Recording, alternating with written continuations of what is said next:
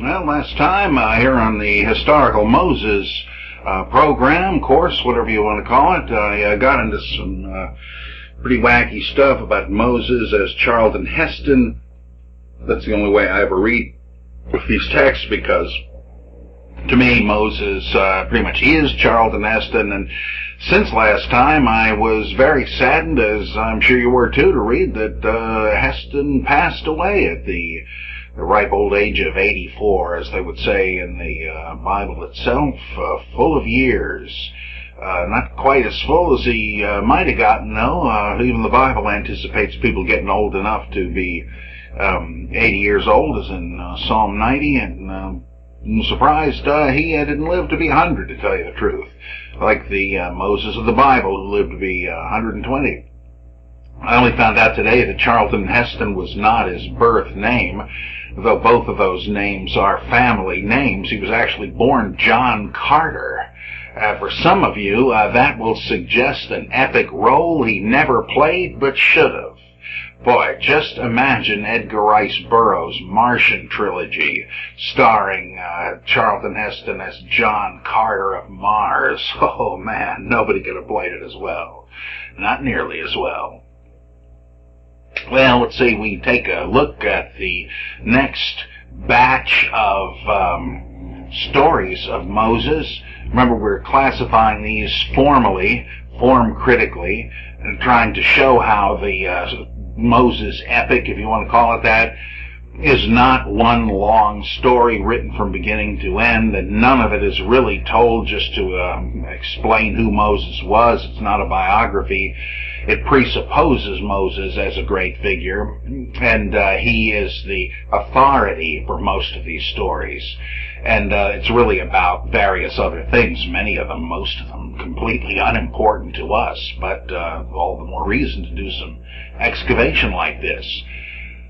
The ones we looked at last time were ceremonial or legal precedents. And to tell you the truth, this next batch would kind of consist of a adjunct or an appendix to that group, but it's a pretty big one in itself. These are specifically what one might call cautionary tales, warnings, whereas the more straight ceremonial and legal precedents were positive. Here's why we do this. Here's why we ought to do that. These are more in the nature of what the old free thinkers used to call, and I love this word, priestcraft, bullying and charlatanry, scare stories. And so with that, let's take a look at this subgroup of stories, starting in Leviticus originally, as the name suggests, a handbook for the Levitical priests. I always think how poor Bible readers were made to feel guilty for not plunging right into the Bible and just eating up the whole thing. I think how they're doing a lot to even try to get into stuff like Leviticus and Numbers, which was never written for them anyway. It wasn't for public consumption. It was just for the priests, sort of like the Sama Veda in Vedic Hinduism. But anyway, the first one I want to look at is Leviticus 10, 1 through 3.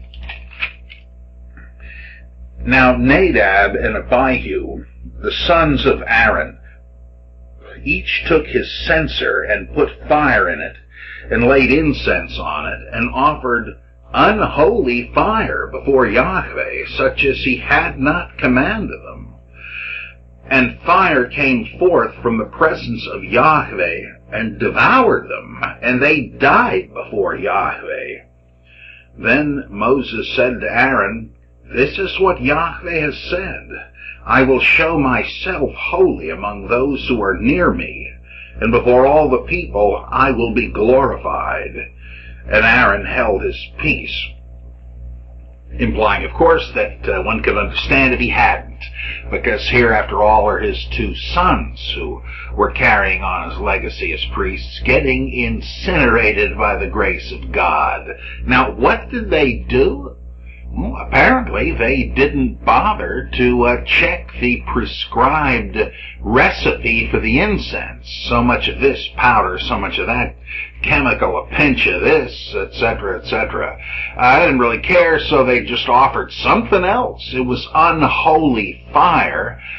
Not really hellfire or anything, just means it was not the holy incense that was required. And as a result, God sends some hellfire of his own and consumes the poor bastards. Can you imagine your priest, if you've got one, stumbling over a few words during the liturgy and lightning striking the poor SOB? God is made into an avenging bully here. In a sense, you can kind of demythologize this and say it's really about the awful holiness of the numinous before which we tremble. Sheer greatness is dwarfing to us and frightening.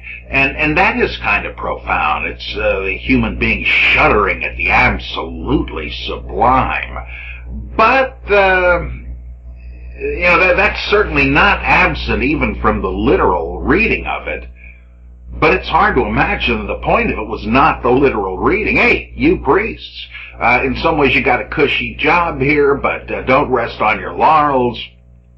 You better do this thing right and keep the law, which is given in this very book, Leviticus, or your butt is toast. So it's a cautionary tale, a priestcraft story. Oh, yeah, I better get it exactly right. This, of course, brings up the question, this as several other passages which are not stories, but just prescriptions, for instance, of exactly what sort of fabric the vestments of the temple are supposed to be made out of, and what sort of animal hide, and all that kind of thing. You wonder, is it really possible that a God by whom we can speak only in terms of vague analogy is this picky about interior decoration? Well, of course not, right? Who knows where they got these ideas, these designs? But the priests are just ramrodding the thing, right? It's got to be done this way because God said so. Moses saw the pattern, the blueprint, and we've been inspired to follow it. So don't think about redoing it. M.R. James has a couple of ghost stories like this. Latter-day church renovations into styles he did not care for. He had the ghosts of previous rectors buried in their churches rise up to scare off the people that would cheapen the architecture. Kind of wish that would happen sometimes. A friend of mine told me about our Lutheran church in which they renovated the interior, creating a wall mural of what she called the Borg Christ. So, maybe there's a point. I remember somebody donated to my church a picture you may have been unlucky enough to see, sort of a bad painting available at fundamentalist bookstores everywhere that I like to call the Shrugging Christ. He's supposed to be extending his hands in a pastoral gesture, come unto me, all ye that labor and are heavy laden, but you really get the impression he's saying, hey, look, don't blame me. And that's probably more appropriate anyway. So you can kind of see somebody's back getting up with things being done wrong. I mean, if there's any reason at all to take care with it, there's no reason to be sloppy about it. If you're trying to gain an effect, and that's what liturgical directions and rubrics are, the special effects, well, just like a movie, right? I mean, you're going to pay a lot of money for special effects and have some ham-handed hack do a poor job of it. You're going to fire him if he does. Well, that's kind of what God is doing literally here, right? These klutzes. Who really cares? God cares, hallelujah. And so Nadab and Abihu, who had gone up the mountain, Mount Sinai, along with Aaron, Moses, and Jethro, and at one point even seen God, it says. Well, they slipped up on that recipe and zap. There's another goodie in same chapter, Leviticus 10, 6 19 through 20. Now Moses diligently inquired about the goat of the sin offering, and behold, it was burned. And he was angry with Eleazar and Ithamar, the sons of Aaron, who were left, saying, Why have you not eaten the sin offering in the place of the sanctuary, since it is a thing most holy, and has been given to you that you may bear the iniquity of the congregation, to make atonement for them before the Lord? Yahweh, behold, its blood was not brought into the inner part of the sanctuary. You certainly ought to have eaten it in the sanctuary as I commanded. And Aaron said to Moses, Behold, today they have offered their sin offering and their burnt offering before Yahweh, and yet such things as these have befallen me. If I had eaten the sin offering today, would it have been acceptable in the sight of Yahweh? And when Moses heard that, he was content. Wow. So I guess he's saying, look, let's not have God go off on another tantrum here. He said, all right, they slipped up, but look, I've lost 2 kids already. I mean, suppose I had done the same thing, would God pay me no respect? And this seems to let him off with a clever answer. Satisfies Moses, who, however, nearly blasts him. But, he's Aaron, so what the heck. I mean, he got away with that golden calf stunt, right? So why not? But anyway, he got away with it, you might not. So you better make sure you eat the sacrificial food in the right place at the right time. Divine being with obsessive-compulsive disorder?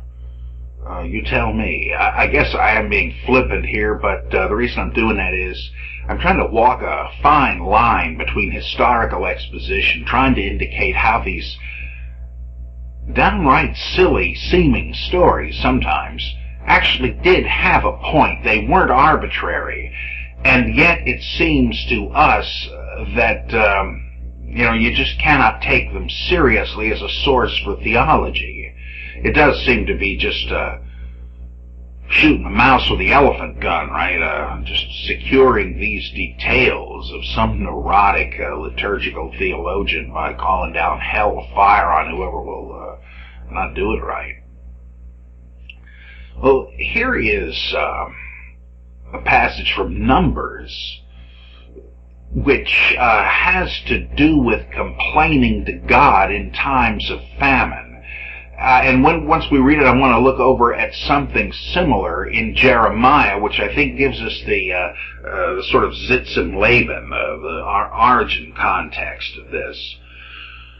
But first, let's see what sort of conditions we're talking about in Numbers 11:10. I'm going to be jumping around a bit because this passage shows manifest signs of having been spliced up with other material, and here I'm trying, and it's only the one stratum of the thing that was a cautionary tale, and I want to deal with that by itself. I'm sure we'll get to the other stuff under another heading another time, but Numbers 11:10. Moses heard the people weeping throughout their families, every man at the door of his tent, and the anger of Yahweh blazed hotly, and Moses was displeased. You jump down to 13. Where am I to get meat to give to all this people? For they weep before me and say, Give us meat that we may eat. And you jump down to 18. Okay, and go through 23. God speaking, and say to the people, Consecrate yourselves for tomorrow, and you shall eat meat, for you have wept in the hearing of Yahweh, saying, Who will give us meat to eat? For it was well with us in Egypt. Therefore Yahweh will give you meat, and you shall eat. You shall not eat 1 day, or 2 days, or 5 days, or 10 days, or 20 days, but a whole month, until it comes out of your nostrils and becomes loathsome to you because you have rejected Yahweh who is among you and have wept before him, saying, why did we come forth out of Egypt? God's getting a little sarcastic right there. But Moses said, the people among whom I am number 600,000 on foot, and thou hast said, I will give them meat that they may eat a whole month. Shall flocks and herds be slaughtered for them to suffice them? Or shall all the fish of the sea be gathered together for them to suffice them?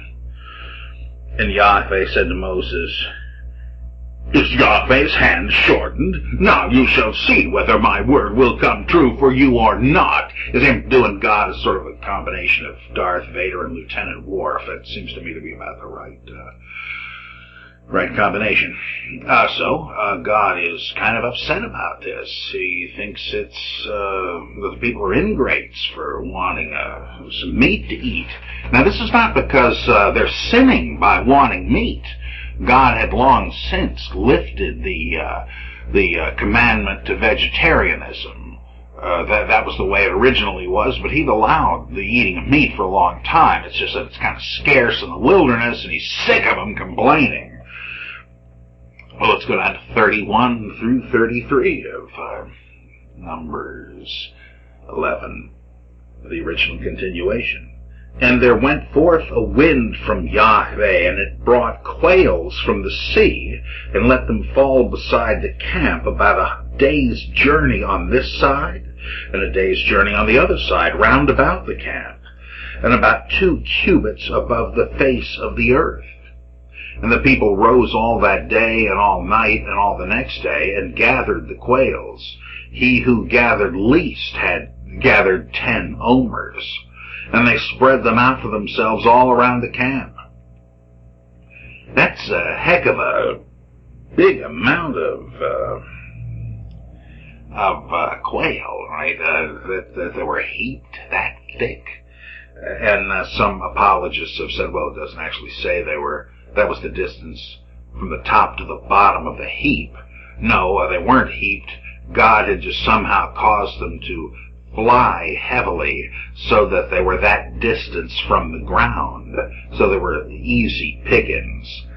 I guess it's not impossible, but that strikes me as a little contrived. The point is, God gave them more than they could possibly have had in mind. So, verse 33, while the meat was yet between their teeth, before it was consumed, the anger of Yahweh was kindled against the people, and Yahweh smote the people with a very great plague. Yikes! I'll give you some meat, you bastards. I mean, this is, can you blame these people that much? But they shouldn't have complained to God. And once they did, they were fair game. I mean, they didn't even get to eat any of it, right? They're just starting to chew, and bang! Here comes the plague. Well, it seems so bizarre and seems to put God in such a bad light. You really wonder why. Well, I don't know. Let's take a look at Jeremiah chapter 2, verse, 2:1, the whole of chapter 2, up through 3:5. And at least this is the nearest I can come to explaining what sort of a situation is envisioned. I mean, why just show God as a bully? Is that an end in itself, or aren't you really trying to bring out the big guns to discourage certain behaviors in a childlike way?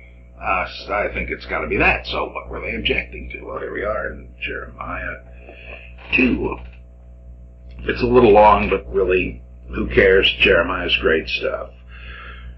The word of Yahweh came to me, saying, Go and proclaim in the hearing of Jerusalem, Thus says Yahweh. I remember the devotion of your youth, your love as a bride, how you followed me in the wilderness in a land not sown. Israel was holy to Yahweh, the first fruits of his harvest. All who ate of it became guilty. Evil came upon them, says Yahweh. Hear the word of Yahweh, O house of Jacob, and all the families of the house of Israel. Thus says Yahweh, what wrong did your fathers find in me that they went far from me and went after worthlessness and became worthless? They did not say, where is Yahweh who brought us up from the land of Egypt, who led us in the wilderness, in a land of deserts and pits, in a land of drought and deep darkness, in a land that none passes through, where no man dwells? And I brought you into a plentiful land, to enjoy its fruits and its good things. But when you came in, you defiled my land, and made my heritage an abomination. The priests did not say, where is Yahweh? That's not the defiance. Where is your God? You find in the Psalms sometimes is seeking God. Those who handle the law did not know me. The shepherds, meaning the rulers, transgressed against me. The prophets prophesied by Baal, and went after things that do not profit. Therefore I still contend with you, says Yahweh, and with your children's children I will contend. For cross to the coasts of Cyprus and see, or send to Kedar and examine with care, see if there has been such a thing. Has a nation changed its gods, even though they are no gods? But my people have changed their glory for that which does not profit. Be appalled, O heavens, at this. Be shocked, be utterly desolate, says Yahweh. For my people have committed two evils. They have forsaken me, the fountain of living waters, and hewed out cisterns for themselves, broken cisterns that can hold no water. Of course, that's what they think of as the source of their hope and providence. These gods that they have embraced to worship. And instead of worshiping God, he says, has anybody ever done this before? I mean, even among the pagans, have they rejected their old gods and accepted others? No, they stick with it. No, it took you, the followers of the one true God, to do that, to throw me aside in favor of gods who aren't even doing you any good. I brought you into this land of milk and honey. They did nothing. But you turn away from me to them? I know I'm kind of paraphrasing and commenting. Let me just throw another footnote in there. Apparently, what Jeremiah is promoting here is a kind of a rewrite view of history in retrospect that we find all over the Bible, to the effect that the Israelites conquered Canaan, but then eased into the ways of the Canaanites, including fertility worship of several different gods, Baal, and which means Lord, and other Baals. And this caused them to turn from monotheism to polytheism and idolatry and sympathetic sex magic and fertilizing the priestess of Baal in order to fertilize your crops magically and so on. But it appears that this was really holding the past guilty for not being the present. Jeremiah is writing from a later standpoint, from which he takes for granted the new notion that there is but a single God, and that this God was not to be confused with the Canaanite gods. Now, it appears that the Israelites simply were one more group of Canaanites, and they worshipped several Baals, just like their neighbors did, and they thought of Yahweh as one of them. In fact, Hosea speaks of time coming soon when the people will no longer pray to him as my Baal, my Lord. He used the word that's a bad word for Jeremiah, but they didn't see a difference. But from this later standpoint, monotheistic reform, if you want to call it that, Jeremiah is holding the previous generations, and of course those of his own day, accountable.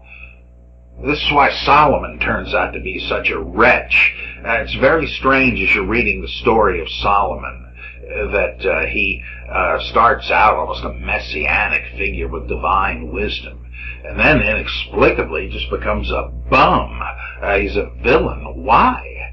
Well, because he set up shrines to various gods and married foreign princesses as a way of having diplomatic relations with their countries. He built them chapels for their native gods. Nobody saw a thing wrong with that in his day, but from the standpoint of the later editor of the Deuteronomic history, oh no, that can't have been right, because surely there's always only been one God, and surely these people must have known. Well, they didn't. That's why David's naming his sons after other gods. Solomon himself named for Shalman, the sunset deity, and so forth. So Jeremiah is holding up a false golden past to them, saying they should go back to that simplicity when in fact it's a new ideal. That's a constant thing that's always done, a means of propaganda, to say, oh, no, I'm not proposing anything new. You're the ones that have embraced some bad innovation. Let's go back to the way it used to be. In other words, the way it ought to be. Anyway, Jeremiah 2:14, is Israel a slave? Is he a home-born servant? Why then has he become a prey? The lions have roared against him. They've roared loudly. They've made his land a waste. His cities are in ruins without inhabitant. Moreover, the men of Memphis and Tapanes have broken the crown of your head. Have you not brought this upon yourself by forsaking Yahweh your God when he led you in the way? And now what do you gain by going to Egypt to drink the waters of the Nile? Or what do you gain by going to Assyria to drink the waters of the Euphrates? Your wickedness will chasten you, and your apostasy will reprove you. Know and see that it is evil and bitter for you to forsake Yahweh your God. The fear of me is not in you, says the Lord, Yahweh Sabaoth. For long ago you broke your yoke and burst your bonds, and you said, I will not serve. Yet upon every high hill and under every green tree you bowed down as a harlot. That's because I had these priestitudes, as I call them, the priestesses of the fertility gods that turn tricks on the tops of these miniature ziggurats, the hilltop gardens that were supposed to be little islands of heaven on earth where the gods could be met. 21, yet I planted you, a choice vine, wholly of pure seed. How then have you turned degenerate and become a wild vine? Though you wash yourself with lye and use much soap, the stain of your guilt is still before me, says the Lord Yahweh. How can you say, I am not defiled, I've not gone after the Baals? Look at your way in the valley. Know what you have done. A restive young camel interlacing her tracks, a wild ass used to the wilderness, in her heat sniffing the wind. Who can restrain her lust? None who seek her need weary themselves. In her month they will find her. Keep your feet from going unshod and your throat from thirst. But you said, it is hopeless, for I have loved strangers, and after them I will go. So Israel is in heat after other gods, as if there were other lovers. And she's abandoning her husband, Yahweh. 26, as a thief is shamed when caught, so the house of Israel shall be shamed. They, their kings, their princes, their priests, and their prophets, who say to a tree, you are my father, and to a stone, you gave me birth. They've turned their back to me, and not their face. But in the time of their trouble they say, arise and save us. But where are your gods that you made for yourself? Let them arise if they can save you in your time of trouble. For as many as your cities are your gods, O Judah. Why do you complain against me? You have all rebelled against me, says Yahweh. In vain have I smitten your children. They took no correction. Your own sword devoured your prophets like a ravening lion. And you, O generation, heed the word of Yahweh. Have I been a wilderness to Israel, or a land of thick darkness? Why then do my people say, we are free, we will come no more to thee? Can a maiden forget her ornaments, or a bride her attire? Yet my people have forgotten me days without number. How well you direct your course to seek lovers, so that even to wicked women you have taught your ways. Also on your skirts is found the life blood of guiltless poor. You did not find them breaking in. Yet in spite of all these things you say, I am innocent. Surely his anger is turned from me. Behold, I will bring you to judgment for saying, I have not sinned. How lightly you gad about changing your way. You shall be put to shame by Egypt as you were put to shame by Assyria. From it too you will come away with your hands upon your head, for Yahweh has rejected those in whom you trust, and you will not prosper by them. If a man divorces his wife and she goes from him and becomes another man's wife, will he return to her? Would not that land be greatly polluted? You have played the harlot with many lovers, and would you return to me? Says Yahweh. Lift up your eyes to the bare heights and see. Where have you not been lain with? By the wayside you have sat awaiting lovers like an Arab in the wilderness. You've polluted the land with your vile harlotry. Therefore the showers have been withheld, and the spring rain has not come. Yet you have a harlot's brow. You refuse to be ashamed. Have you not just now called to me, My father, thou art the friend of my youth? Will he be angry forever? Will he be indignant to the end? Behold, you have spoken, but you have done all the evil that you could. You can just as easily think of any number of lament psalms in the book of Psalms where the people maintain their innocence and say, no, it's not us, it's God. He seems to have cast us off. Awake, why do you sleep, O Yahweh? They protest their innocence, and Jeremiah knows that they're praying psalms like that, and he's saying, how dare you? Look what you've done to abandon God. Well, I think all of that is in the background, that kind of thing, in Numbers 11:10 and following. It's a cautionary tale in the same way Jeremiah tells them, hey, don't give me that. Don't give God that. You're deprived. Notice the famine theme in the Jeremiah lament that he quotes sarcastically. That's what you say, but you're far from innocent. You've brought this on yourself, don't you see? And that's kind of in the background of Numbers 11, but this idea that the people are just resentfully complaining, I suppose that's where we're to see the concentration of their sin, if sin it be. I mean, who knows if Jeremiah even really knew any rap sheet that the public had? He may simply be inferring that you must be guilty. God wouldn't let this happen to you if you weren't. The old Job's comforter ideology. Now, that was a bit of a digression, but it's always worth hearing some of Jeremiah, one of the greatest voices in the Bible. Well, back to Numbers, a bit more prosaic. This time, Numbers 12, 1 through 12. This one seems to be warning against the effrontery, the brazenness, to the point of blasphemy of speaking against the authority of Moses. Well, in the story, it's Moses himself, but you remember the stories about establishing the 70 elders, the apostolic succession, so to speak, of the men of the great assembly who had Moses' spirit and authority. Well, this, of course, means them, the Mosaic successors of your own day. Let's take a look at this one. 12:1, Numbers 12:1. Miriam and Aaron spoke against Moses because of the Cushite woman whom he had married, for he had married a Cushite woman. Guess we sort of knew that, right?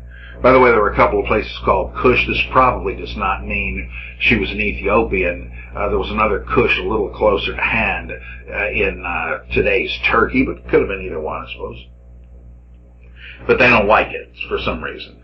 2, and they said, has Yahweh indeed spoken only through Moses? Has he not spoken through us also? And Yahweh heard it, naturally, right?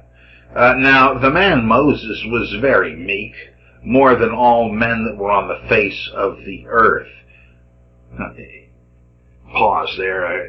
In fairness, it's not trying to make him out like Wally Cox or something. They're not trying to say he's a milquetoast, but he's not the kind of guy that would spoil for a fight or be eager to get in one even if it were thrust upon him. I think that's the point. It's a little hard to imagine that they'd be saying, yeah, old Moses, he was sort of a lily-livered Casper milquetoast. No, it's preparing the way for God to defend him. And you see why that's necessary, right? Because if it were simply Moses defending his authority, well, that doesn't tell you much. Then you've just got he said versus he and she said. They're making a claim, he's making a claim. No, we have to get Moses out of the way so God can take up his cause for him. Only if God enters the lists will we have the thing definitively settled. Okay. Verse 4, and suddenly Yahweh said to Moses and to Aaron and Miriam, come out, you three, to the tent of meeting. And the three of them came out. Yahweh came down in a pillar of cloud and stood at the door of the tent and called Aaron and Miriam, and they both came forward, and he said, hear my words. If there is a prophet among you, I, Yahweh, make myself known to him in a vision. I speak with him in a dream. Not so with my servant Moses. He is entrusted with all my house. With him I speak mouth to mouth, clearly and not in dark speech, and he beholds the form of Yahweh.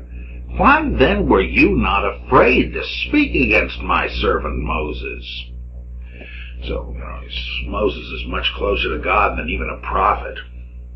Verse 9, and the anger of Yahweh was kindled against them, and he departed.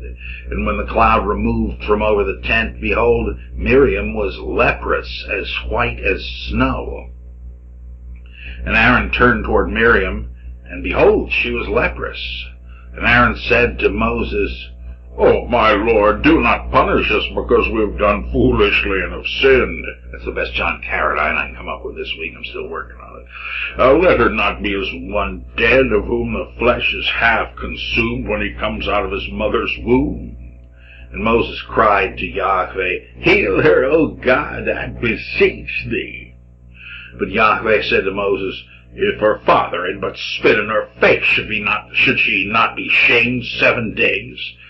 Let her be shut up outside the camp 7 days, and after that she may be brought in again.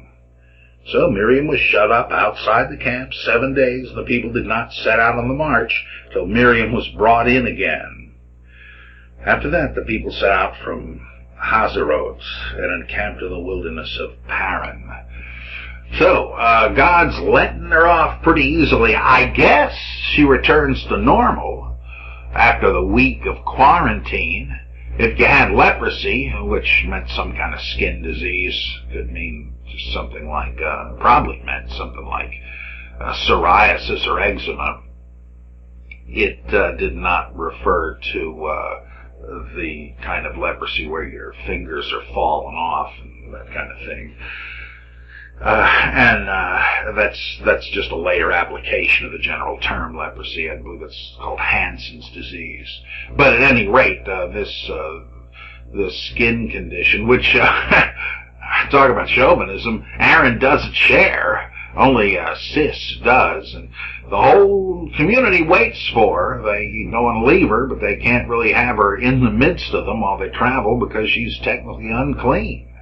And but that's all. I mean, that's not bad. I mean, she must have been cured, or they wouldn't have taken her with them to keep going. But I wouldn't make the same mistake. Now, what is this about? Again, Moses is long dead when this is written. Who's going to be speaking against him? Well, it has to do with speaking against his successors and the Torah they generate, in all probability, saying, look, we're prophets. Now, I think that Aaron and Miriam are supposed to stand for prophets here because of the way God contrasts prophets with Moses. Now, these prophets, my spokesman, like Jeremiah would be later, they hear my voice, I speak to them in dreams. That's pretty darn good, but that's nothing compared to the way I meet Moses. He actually sees me, unlike you two clowns. So it seems to me we've got a kind of a polemical situation drawn between the Mosaic successors, those who interpret and create Torah, and those who claim to have visions and so on. That is a very old and oft-recurring contrast in the history of religion. it boils down to, are we going to stick with the old Word of God, the stuff we know He said because it's in the Holy Book, or are we going to accept what new prophets tell us? I'm not so sure. We might accept it, but it had better agree with the other. We certainly are not going to toss out the Word of Moses in favor of anything else. So you almost have a kind of canonicity thing here. And not the only place you have it either.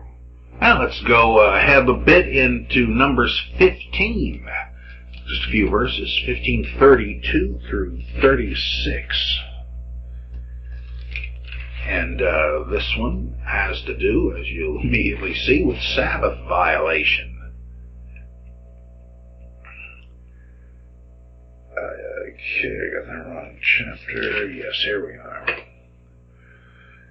While the people of Israel were in the wilderness, they found a man gathering sticks on the Sabbath day. And those who found him gathering sticks brought him to Moses and Aaron and to all the congregation, and they put him in custody because it had not been made plain what should be done with him. There is no oracle of judgment yet. Look at 35. And Yahweh said to Moses, the man shall be put to death. All the congregation shall stone him with stones outside the camp. And all the congregation brought him outside the camp and stoned him to death with stones as Yahweh commanded Moses. What was the great crime for which he got unceremoniously squashed? How many people stoned him? It says everybody, but that's hardly possible. Hundreds of thousands of people. But of course, I guess they mean their representatives did it. It was a public thing, official, not just somebody's hot-headed zealotry. Well, he had picked up kindling. Now, that's some offense, isn't it? Well, it is if there is a holy commandment from God Almighty that says 6 days thou shalt labor and do all thy work, but the seventh day, the Sabbath day, you shall hallow, and so on. It's not that it's all that inherently important, it's that God said to do it. Well, let's look at, that's kind of like what happened once when, hundreds of years later, when a Gentile approached Rabbi Yohanan ben Zakkai and said, do I have this right? You Jews say that you have to find a red heifer, burn it to death, mix the ashes in water, and bathe in it to get rid of sins. I'm sorry, but that's just magic. I mean, you accuse us of superstition. What's the difference? And the rabbi says to him, well, you got me. That's right. It is just superstition. Well, all right. Well, thanks, Rabbi. And he leaves. The rabbi's disciple says, Rabbi, excuse me, but I can't believe what you just said. Did you really say that our holy ritual is no better than the pathetic superstitions of the Goyim? And his answer is, come on. The ashes of the red heifer don't cleanse one from defilement, and neither does this and that defile a person. Then why do we do it? And he says, well, because it's the commandment of the Holy One of Israel. That's interesting. That's raised for exactly the same point, right? Why do we do it? You know how people often say, well, those ancient Israelites, they were real smart, or God was revealing to them that they better not eat pork because they can get trichinosis. Come on, it had nothing to do with that. That's just rationalizing it because you're embarrassed by the arbitrariness of it. Not that it actually is arbitrary, but it probably goes back to ancient anthropological codes we have no clue about anymore. But we want them to make sense so we can defend them, and so we say, oh yeah, that's what it was health purposes. Well, as the rabbi says to his disciple, look, there's no particular reason. We're just doing it because it's the Word of God, as far as we know, and that's what gives us our identity, that we obey the commands of the King of Israel, God. I think that's kind of what's going on here. What? The guy is executed for picking up sticks on the Sabbath? Well, you see, it's like they're purposely picking a trivial case. Yeah, I know, but he's violating the Word of God. As Woody Allen says in one of his Hasidic tales, this guy considered God's covenant with Moses mere chin music. Gum flapping. Well, look, you can't diss the Almighty. Now, Emil Durkheim explained what's going on here, right? Societies have to have rules to govern behavior because selfish people and childish people will just act in a selfish way, and they'll take more than their share of the community's resources. They won't care who they injure and so forth, as long as they can get away with it. We can't let that happen. So if we find somebody doing it, we got to punish them. And we can't be lax about it. They have to be made an example of, so people will know, I better not try it. I could get caught and killed, whatever, and maimed. I'm not gonna.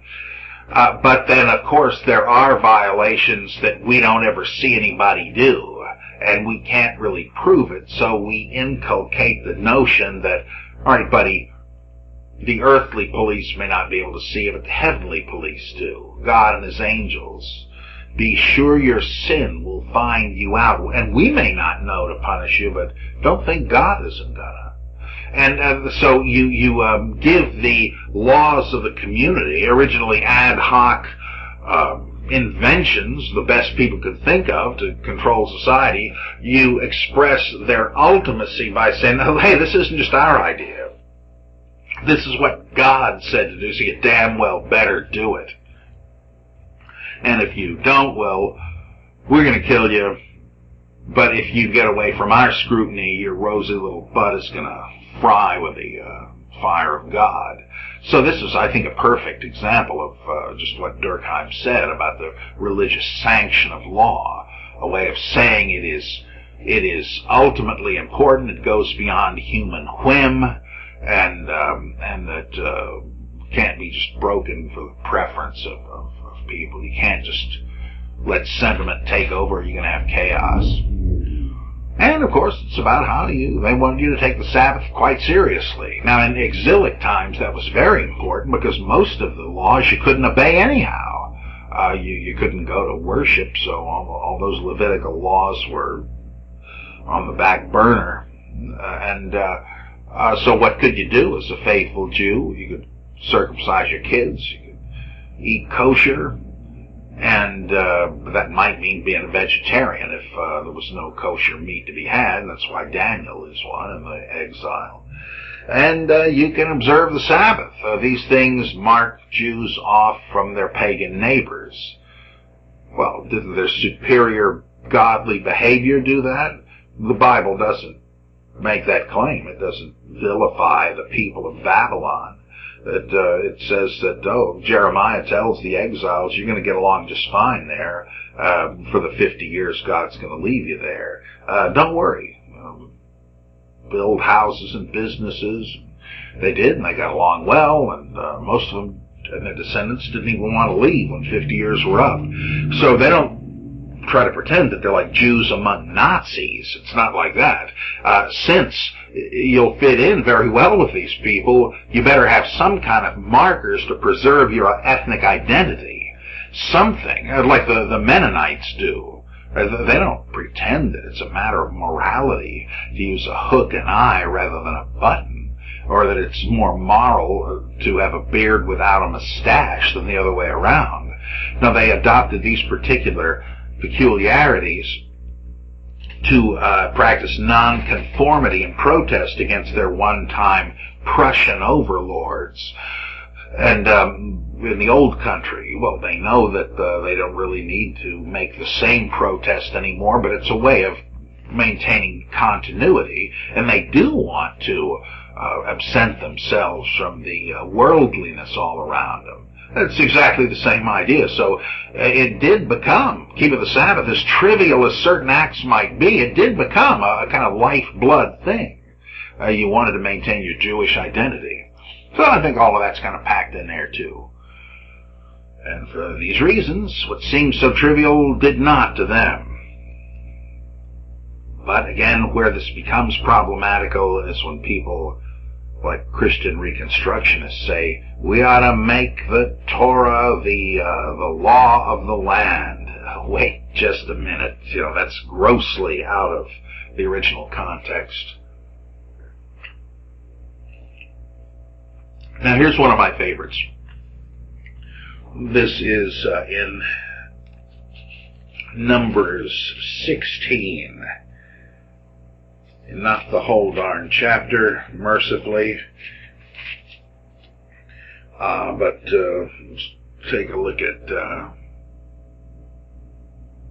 some of it. This one has to do with a particular group of Levites, the Korah Guild. Korah was their eponymous ancestor or whatever, K-O-R-A-H. You see these guys mentioned as the authors and performers of some of the Psalms way over there. There's an Ethan Guild, a Korah Guild, and so on. Okay, these guys were jockeying for a promotion. They wanted to get priestly duties, not just to be the doorkeepers, the guards, the singers, and the songwriters, which they were, but they wanted to get some of the meat, because it was only the Aaronide priests, so-called, the ones descended from Aaron, who sacrificed the animals and received a share of the meat for themselves. These guys wanted a raise, so keep that in mind.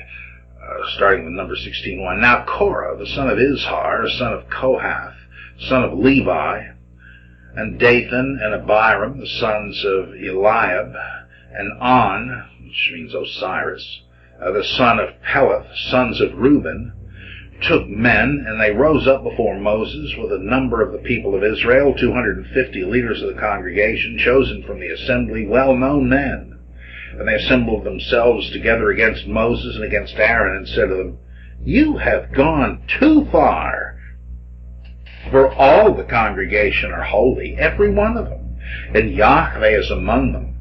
Why then do you exalt yourselves above the assembly of Yahweh? When Moses heard it, he fell on his face, and he said to Korah and all his company, in the morning Yahweh will show who is his, and who is holy, and will cause him to come near to him, that is, to serve him and perform in the sanctuary. Him whom he will choose, he will cause to come near to him. Do this. Take censers, Korah and all his company. Put fire in them and put incense upon them before Yahweh tomorrow. And the man whom the Lord chooses shall be the Holy One. You have gone too far, sons of Levi.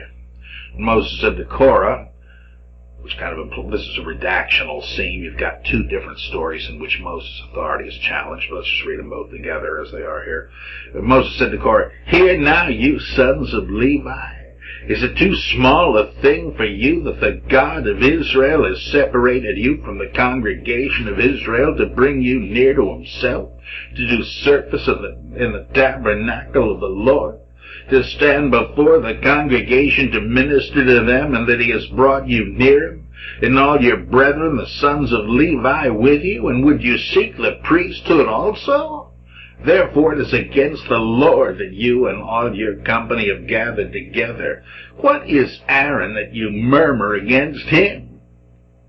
And Moses sent to call Dathan and Abiram, the sons of Eliab, and they said, we will not come up. Is it a small thing that you have brought us up out of a land flowing with milk and honey to kill us in the wilderness, and you must also make yourself a prince over us? Moreover, you have not brought us into a land flowing with milk and honey, see, or given us inheritance of fields and vineyards. Will you put out the eyes of these men? We will not come up. And Moses was very angry and said to Yahweh, do not respect their offering. I have not taken one ass from them, and I have not harmed one of them. Moses said to Korah, be present, you and all your company, before the Lord, you and they and Aaron tomorrow. And let every one of you take his censer and put incense upon it, and every one of you bring before the Lord his censer, 250 censers. You also, and Aaron, each his censer. So every man took his censer. You know what that is, right, you Baptists? You've never seen one, but a little pot with a chain on it with incense smoking up through the holes in the pot, and you swing the thing on the chain to fumigate the congregation, and it symbolizes the prayers of the congregation going up to God. And they put fire in them and laid incense upon them, and they stood at the entrance of the tent of meeting with Moses and Aaron. Then Korah assembled all the congregation against them at the entrance of the tent of meeting. And the glory of Yahweh appeared to all the congregation. You can see where this is going, right? This is another version of the story of Elijah on the one hand and the many prophets of Baal on the other, kind of a prophetic showdown at the OK Corral. Verse 20, and Yahweh said to Moses and to Aaron, separate yourselves from among this congregation, that I may consume them in a moment. And they fell on their faces and said, O God, the God of the spirits of all flesh, shall one man sin? Wilt thou be angry with all the congregation? And Yahweh said to Moses, say to the congregation, get away from the dwelling of Korah, Dathan, and Abiram. Then Moses rose and went to Dathan and Abiram, and the elders of Israel followed him. And he said to the congregation, depart, I pray you, from the tents of these wicked men, and touch nothing of theirs, lest you be swept away with all their sins. So they got away from about the dwelling of Korah, Dathan, and Abiram. And Dathan and Abiram came out and stood at the door of their tents, together with their wives, their sons, and their little ones. And Moses said, hereby you shall know that the Lord has sent me to do all these works, and that it has not been of my own accord. If these men die the common death of all men, or if they are visited by the fate of all men, in other words, if they die peacefully in bed someday, then the Lord has not sent me. But if the Lord creates something new, and the ground opened its mouth and swallows them, and all that belongs to them, and they go down alive into Sheol, then you shall know that these men have despised the Lord. And as he finished speaking all these words, the ground under them split asunder, and the earth opened its mouth and swallowed them up, with their households and all the men that belonged to Korah and all their goods. So they and all that belonged to them went down alive into Sheol, and the earth closed over them, and they perished from the midst of the assembly. And all Israel that were round about them fled at their cry, for they said, lest the earth swallow us up. And the fire came forth from Yahweh and consumed the 250 men offering the incense. Then Yahweh said to Moses, tell Eleazar the son of Aaron the priest to take up the censers out of the blaze, then scatter the fire far and wide, for they are holy, the censers of these men who have sinned at the cost of their lives. So let them be made into hammered plates as a covering for the altar, for they offered themselves before Yahweh, therefore they are holy. I got the wrong voice. It should be God, not Moses. Thus they shall be a sign to the people of Israel. So Eleazar the priest took the bronze censers which those who were burned had offered, and they were hammered out as a covering for the altar, to be a reminder to the people of Israel, so that no one who is not a priest, who is not of the descendants of Aaron, should draw near to burn incense before Yahweh, lest he become as Korah and his company, as Yahweh said to Eleazar through Moses. And then there's some aftermath of this, people protesting this, and God slaps them down with a good plague, and that takes up the rest of 16.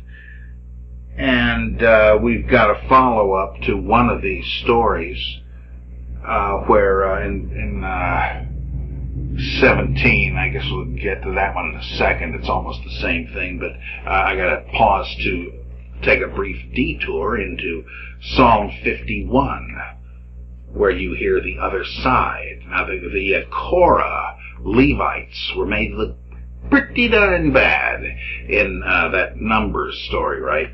Well, we hear their side of it in Psalm 51, the very famous Psalm of Penitence. And it's not the whole thing. In fact, there's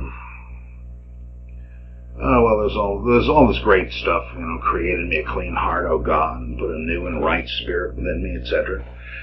But then in verse 15 it says, Adonai, open thou my lips, and my mouth shall show forth thy praise. That is, here I am the Levitical singer. You tell me to sing, and I will pour forth the praise of you. 16, for thou hast no delight in sacrifice. Were I to give a burnt offering, thou wouldst not be pleased. The sacrifice acceptable to Elohim is a broken spirit, a broken and contrite heart. O Elohim, thou wilt not despise.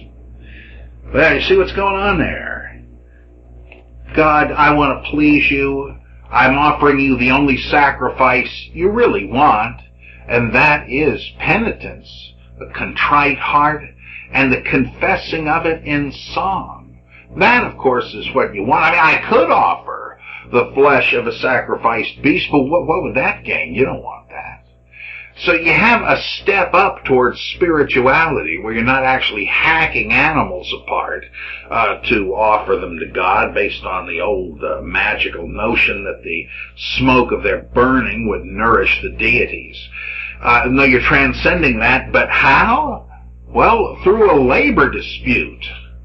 In the original version, in the original story in Numbers, which must be a very late story indeed, coming from the post-exilic temple era, you got the Korahite guild of Levites saying, yeah, we do important stuff, but we're kind of hungry. We'd like to be able to sacrifice. Why should only the descendants of Aaron, this higher order of priests, do it? We want to have the rights to sacrifice too. Oh, yeah?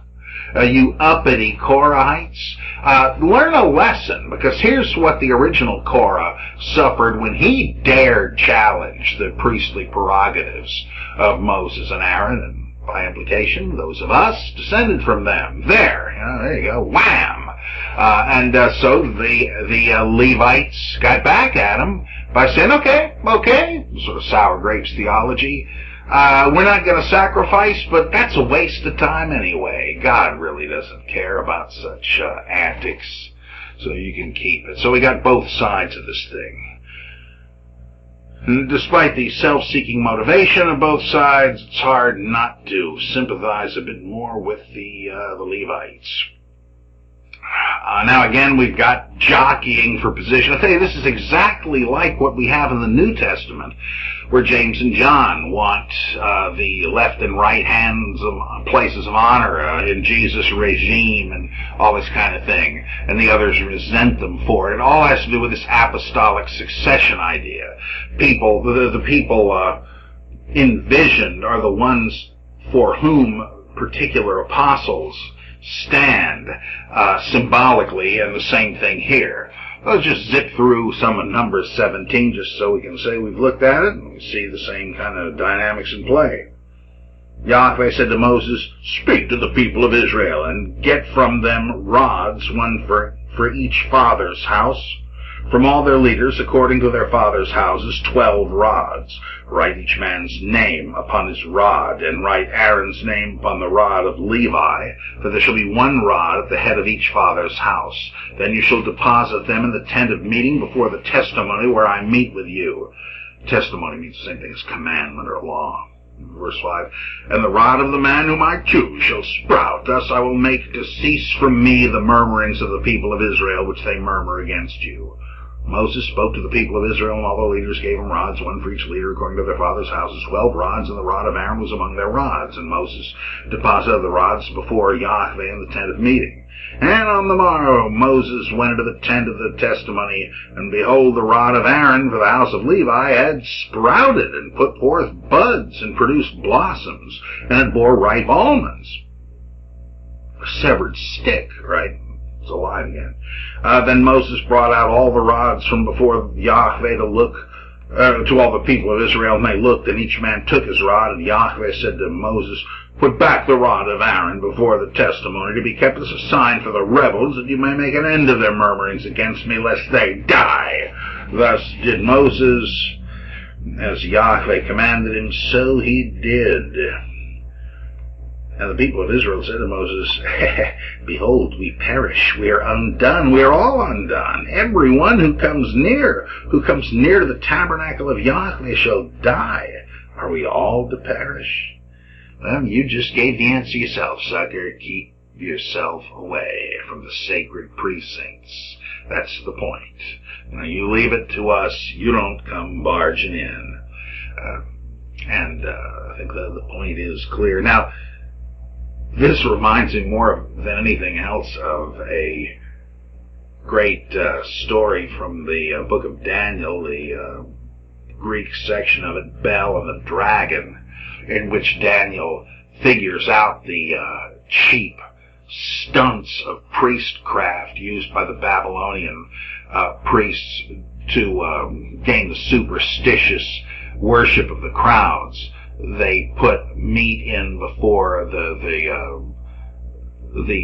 statue of Tiamat, and some similar thing with Marduk, and they arrange it so that when everybody's gone, they sneak in and eat the meat, and they claim that the dragon did it, and the statues came to life. And so Daniel knows this can't be true. He figures out what they must be doing, and so he sneaks in himself, and I think it's flour that he sprinkles all over the floor. The priests don't know it. And the next morning when they're saying, "Oh, behold, the food is gone," uh-oh, there's footprints in there. And so, like a good rationalist, a good debunker, a good psychop employee, Daniel has debunked the bunko priestcraft of the pagans. Well, you can just see what's going on here, right? If this ever happened.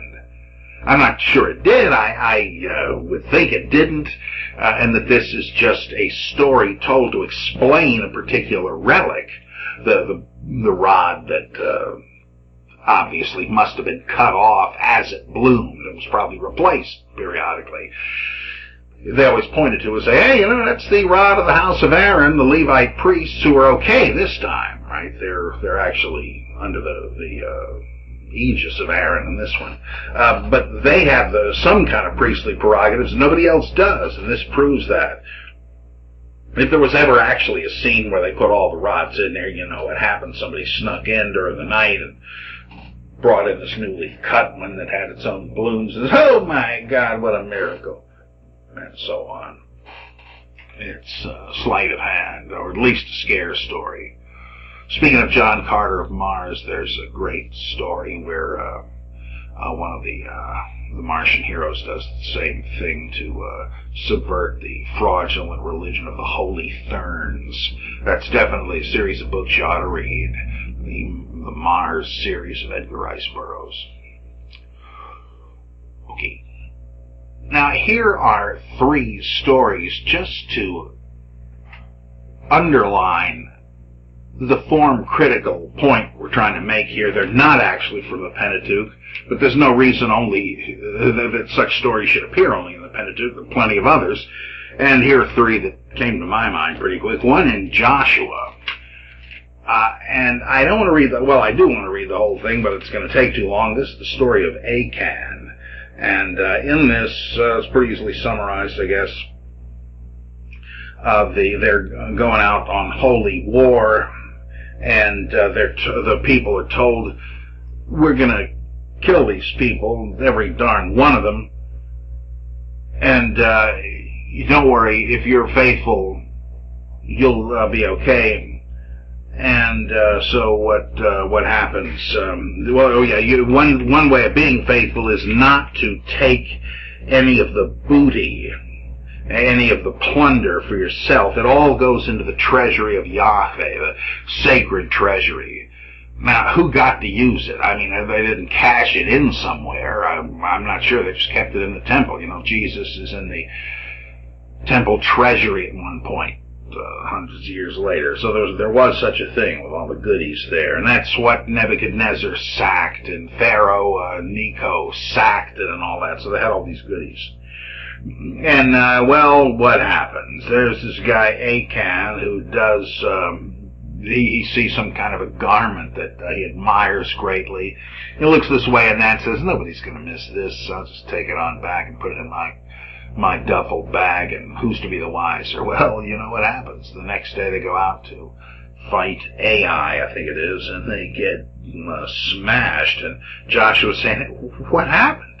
How'd how did we get beaten? I thought God was with us. And God says, hey, use your brain, dullard. What do you suppose happened? Somebody didn't keep up their end of the deal. You got to find out who it was. And so they do a kind of a divining rod thing and have everybody in the house of Israel, clan by clan, household by household, walk by until the priest divinely fingers the right clan and narrows it down to the single household. So, okay, one of you is the culprit. What'd you do? What'd you steal? And Achan says, all right, you got me. It was my fault. I took this Babylonian cloak and so forth. And he says, well, I'm sorry about that, because now you're going to have to die. And they take Achan and his family, who had no say in it. I guess they could have ratted him out as soon as they saw the thing, and they didn't. But nonetheless, they're getting killed for it now. And the whole community stones them to death until there's this huge cairn of stones above them, which gives rise to the story. That means it's also a geological story. We'll take another quick look at it again under that rubric. But here, the point is, they were stoned to death because they screwed up the blitzkrieg. They took some of the holy objects that private citizens were not to have, which is sort of a pain. I mean, if you go into war, I guess if there's no risk, as there was here with this Boxer rebellion kind of thing, right, where you're told no weapon forged by the hand of man can harm you. That's people have been told that in sectarian rebellions for hundreds of years, and of course it never works, right? They're telling them that you go out there chanting and the bullets will melt like raindrops. I got news for you, they don't. And this happens again and again through history. And but we're to believe here that it really did happen, except this time when they had taken the garment.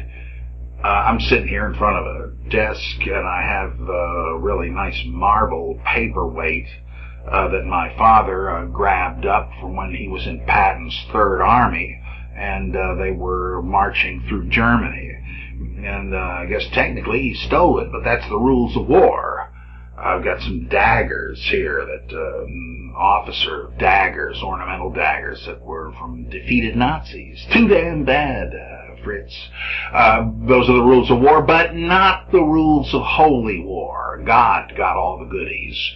And so, and the point of this, need I say, is for whenever Israel went to holy war, you damn well better remember the story of Achan and not start pickpocketing the dead.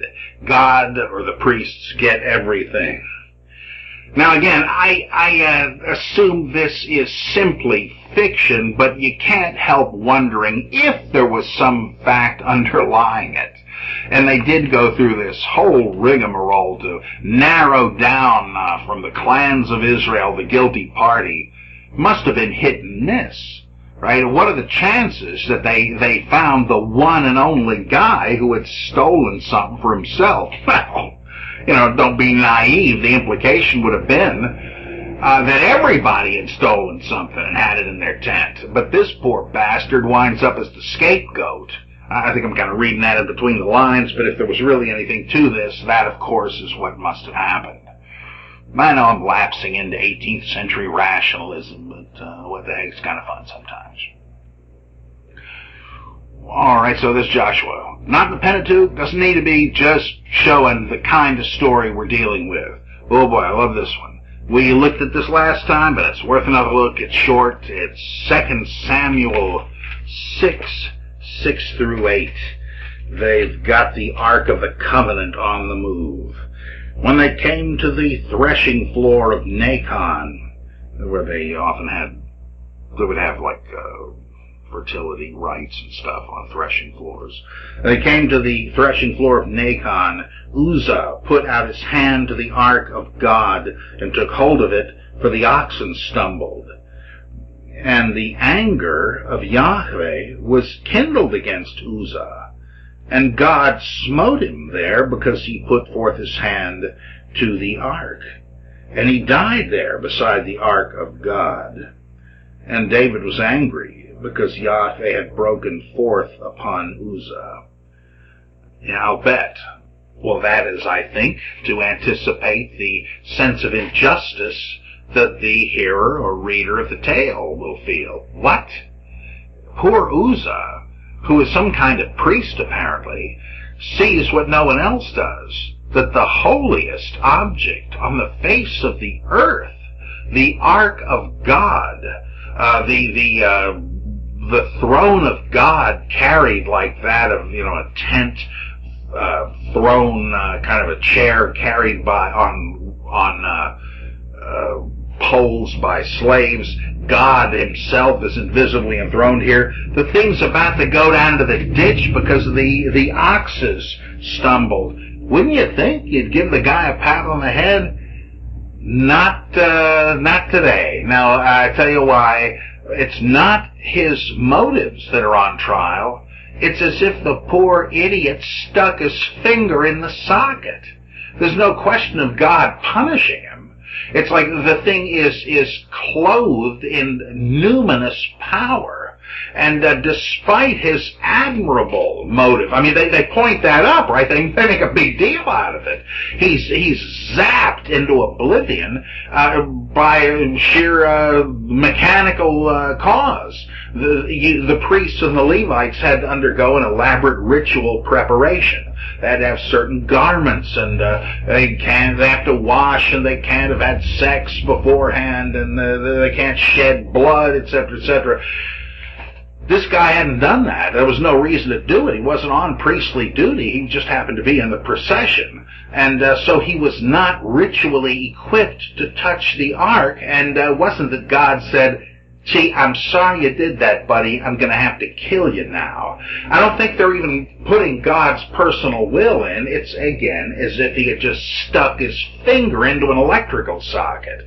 And they're trying to scare the priests. Not so much, don't you dare do it. Don't take it lightly. But it's almost a warning, like we have on, electrical devices with little, what have you got, like a light bulb with a skull and crossbones on it. Don't drop your radio or your hair dryer into the bathtub, idiot, or you'll become another Thomas Merton toast. Well, that's kind of what's going on here. It's a powerful illustration of what Rudolf Otto wrote that whole book about.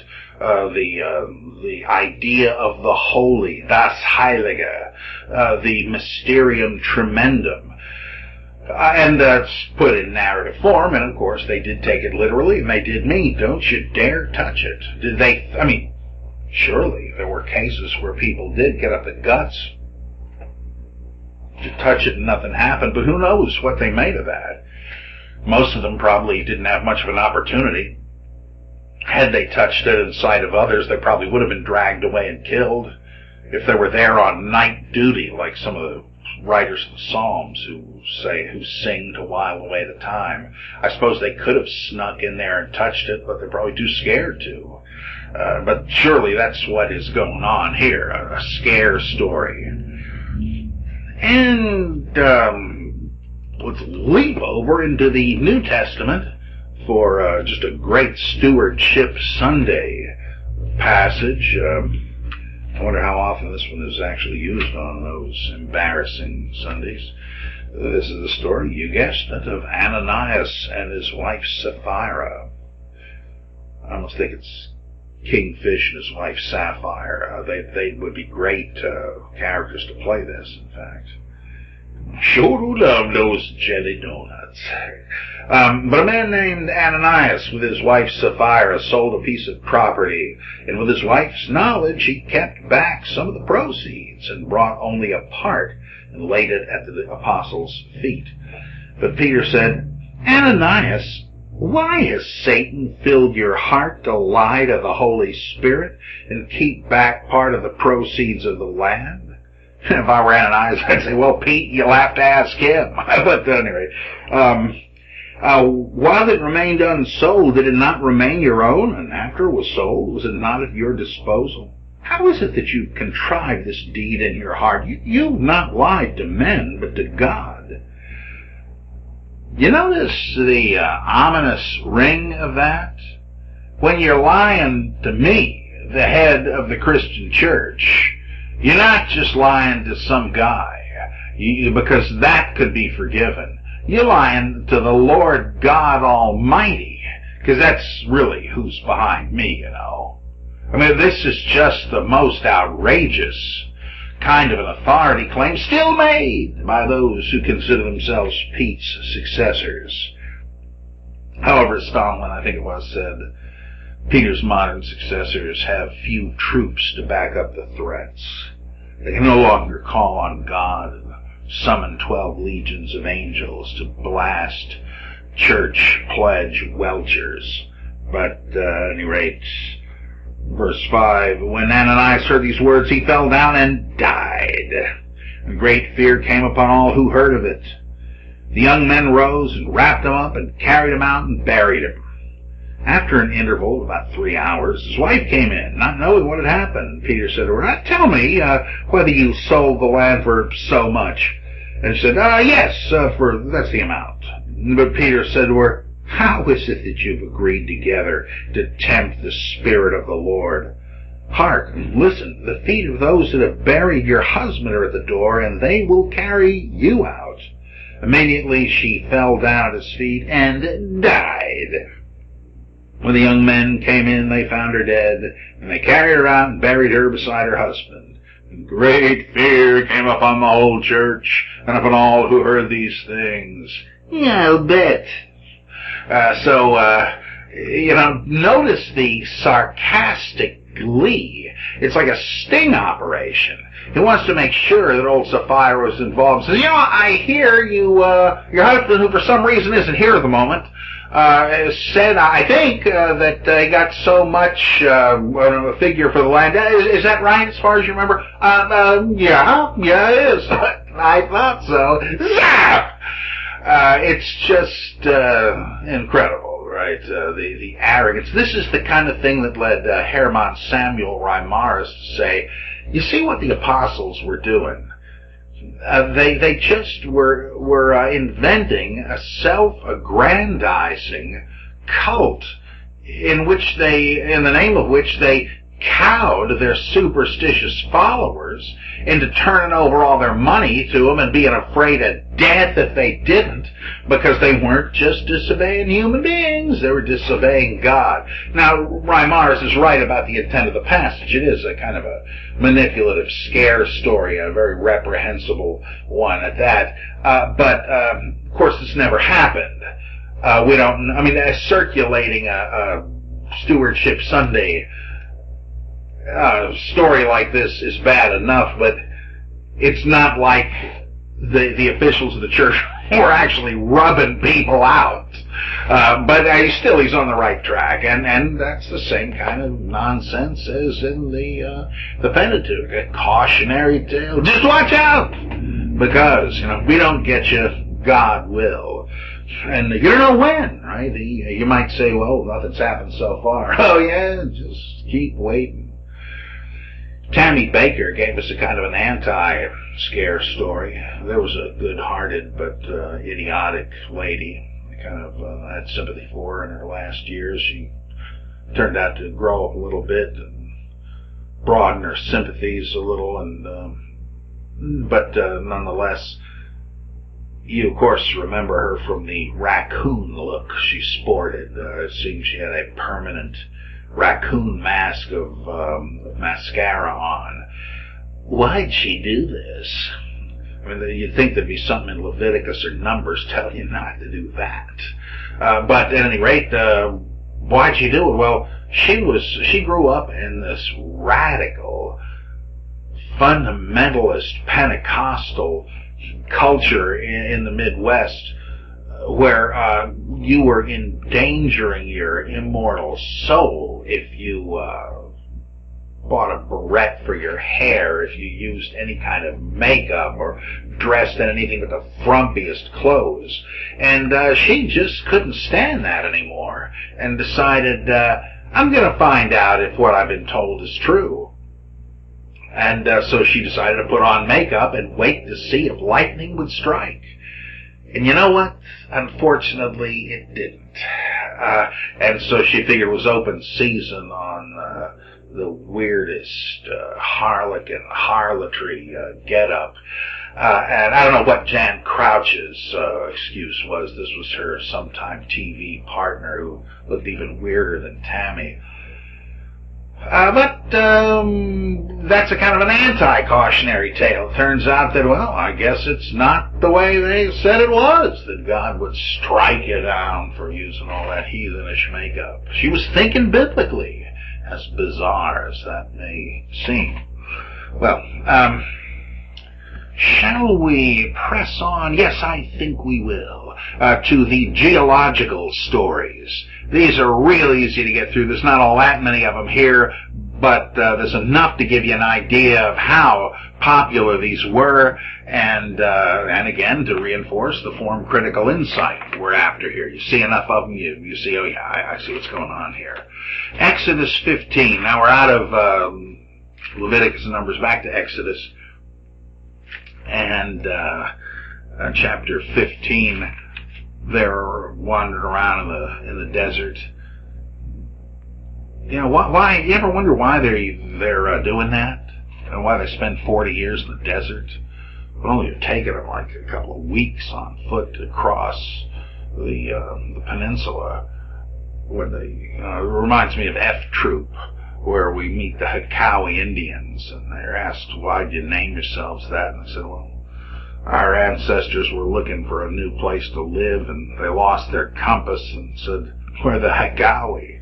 Well, is that what this was, that Israel is like, not maybe, well, you know, the 12 lost tribes, the Hakawi Indians, they couldn't find their way? Nah. You see, there's whole blocks of material that presuppose competing, originally independent traditions in the Old Testament. And the wilderness wanderings stories come from nomadic peoples who eventually joined the Amphictyony, the Confederacy of Israelite tribes. They weren't nomads anymore, but they looked back to the severity and, as they thought, purity of the desert religion of their forefathers, which is precisely the same rationale as the Wahhabi sect of Islam today, even though the members of it in Saudi Arabia, the ruling house, don't live that way. But it was the same idea, you know, the good old days of desert purity, where, as you heard already, right, in Jeremiah chapter 2, oh, that was the honeymoon period between God and Israel. Well, they weren't going anywhere. They just went around the circuit to graze their herds, different oases and all of that.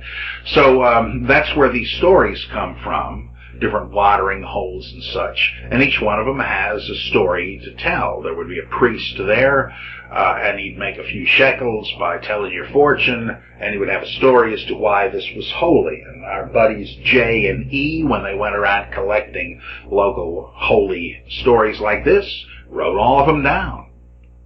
And that's what we got here. In Exodus 15:22 through 25, I told you it would be short, much shorter than my long-winded explanations. In fact, then Moses led Israel onward from the Reed Sea, and they went into the wilderness of Shur.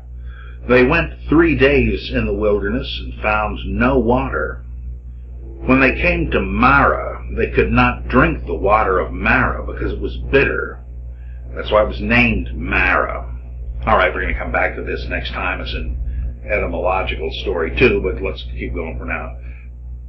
And the people murmured against Moses, saying, what shall we drink? And he cried to Yahweh, and Yahweh showed him a tree, and he threw it into the water, and the water became sweet. Well, okay. Now I guess you could probably find that, oh yes, it was the famous sweet gum tree of so-and-so, and he knew that it would somehow negate the bitterness of the chemicals in the water. I don't know. It's, who the heck knows, right? It's, but at any rate, the specialness of this was, you know, people used to not be able to drink this stuff, but Moses made it drinkable. What a guy. There's a very similar one told over in, keep your finger there, in Exodus, and go on over to 2 Kings. There's an Elisha story that is pretty much the same thing, with with names changed to protect the innocent. And all right, so this one is, all right, 2 Kings 2:19 and following. Now the men of the city said to Elisha, Behold, the situation of this city is pleasant, as my Lord sees, but the water is bad, and the land is unfruitful. He said, Bring me a new bowl, and put salt in it. So they brought it to him. Then he went to the spring of water, and threw salt in it, and said, Thus says Yahweh, I have made this water wholesome. Henceforth neither death nor miscarriage shall come from it. So the water has been wholesome to this day, according to the word which Elisha spoke. All right, there you go. There's another one where it becomes drinkable somehow. Was there a memory within grandparents' lifetime that there used to be some ill-making element here, but it's all right now? Who knows? Maybe some dead animal was in there decaying and making it foul, but it's gone now. Who knows? But they figured, geez, must be a miracle. Must have been a miracle worker. What done it? And so, just like this. Oh yeah, Exodus 15:27. Then they came to Elim, where there were 12 springs of water and 70 palm trees, and they encamped there by the water. That's about it, right? Because the very next verse, 16:1, says, They set out from Elim, and all the congregation of the people of Israel came to the wilderness of sin, and so forth. And what did they do there? Well, they slept here. You know, the old thing with the New England inns. George Washington slept here. Good enough. If they were here, then you ought to come here and offer sacrifice, and so on. And all right, Exodus 16. Oh, this is a great one. Exodus 16:1 through 36. I don't know if we're going to get that far, but it's a great story, so maybe. So actually, we've started that. No, I'm sorry, we're in 15. 16:1. They set out from Elim, and all the congregation of the people of Israel came to the wilderness of Sin, which just happens to sound like the English word sin. Has nothing to do with it. It's like Sinai. Anyway, which is between Elim and Sinai on the 15th day of the second month after they departed from the land of Egypt. And the whole congregation of the people of Israel murmured against Moses and Aaron in the wilderness. It's like stage muttering, right? You got the whole people murmuring. Okay, and they said to them, Would that we had died by the hand of Yahweh in the land of Egypt when we sat by the flesh pots and ate bread to the full, for you have brought us out into this wilderness to kill this whole assembly with hunger. Then Yahweh said to Moses, Behold, I will rain bread from heaven for you, and the people shall go out and gather a day's portion every day, that I may prove them, test them, whether they will walk in my law or not. On the sixth day, on the sixth day, when they prepare what they bring in, it will be twice as much as they gather daily. So that way, you won't have to go out on the seventh day, Sabbath day, to get the stuff. You'll already have a double supply. So Moses and Aaron said to all the people of Israel, At evening you shall know that it was the Lord who brought you out of the land of Egypt, and in the morning you shall see the glory of the Lord, because he has heard your murmurings against the Lord. For what are we that you murmur against us? And Moses said, When the Lord gives you in the evening flesh to eat, in the morning bread to the full, because the Lord has heard your murmurings which you murmur against him, what are we? Your murmurings are not against us, but against the Lord. And Moses said to Aaron, Say to the whole congregation of the people of Israel, Come before the Lord, for he has heard your murmurings. And as Aaron spoke to the whole congregation of the people of Israel, they looked toward the wilderness, and behold, the glory of Yahweh appeared in the cloud. And Yahweh said to Moses, I have heard the murmurings of the people of Israel. Say to them, At twilight you shall eat flesh, and in the morning you shall be filled with bread. Then you shall know that I am Yahweh your God. We've already seen the quails, that's been interspliced with this, but verse 14, when the dew had gone up, there was on the face of the wilderness a fine flake-like thing, fine as hoarfrost on the ground. When the people of Israel saw it, they said to one another, what is it? Hebrew is manna, or actually manhu, for they did not know what it was. And Moses said to them, it's made of people. Moses said to them, it is the bread which the Lord has given you to eat. This is what the Lord has commanded. Gather of it every man of you as much as he can eat. You shall take an omer apiece according to the number of the persons whom each of you has in his tent. He had better script writers in the movie, I'll tell you that. And the people of Israel did so. They gathered some more, some less. But when they measured it with an omer, he that gathered much had nothing over, and he that gathered little had no lack. Old Marxism here. Each gathered according to what he could eat. Moses said to them, let no man leave any of it till the morning. But they did not listen to Mo. Some left part of it till the morning, and it bred worms and became foul. And Moses was angry with them. Morning by morning they gathered it, each as much as he could eat. But when the sun grew hot, it melted.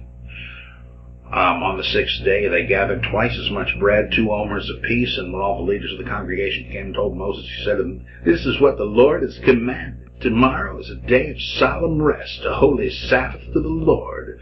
Bake what you will bake, and boil what you will boil, and all that is left over lay by to be kept till the morning. So they laid it by till the morning as Moses bade them, and it did not become foul, and there were no worms in it. Moses said, eat it today, for today is a Sabbath of the Lord. Today you will not find it in the field. 6 days you shall gather, but on the 7th day, which is a Sabbath, there will be none.